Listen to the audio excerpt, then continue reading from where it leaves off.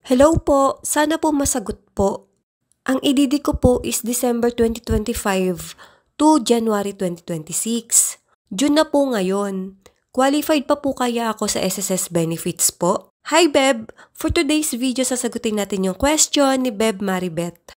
Beb, kung ang EDD mo ay December 2025 or January 2026, magkaiba po ito ng qualifying period. If ever po na December 2025 ang EDD mo, at para malaman kung ikaw ay qualified sa maternity benefits, i-exclude natin ang semester of contingency mo na mula July 2025 to December 2025.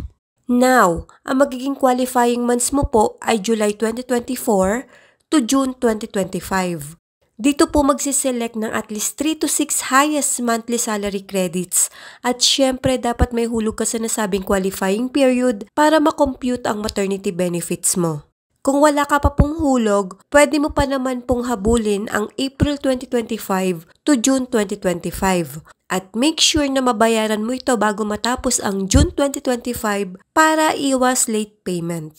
Kung sakali naman po na manganak ka ng January 2026, ang semester of contingency mo po ay magiging October 2025 to March 2026.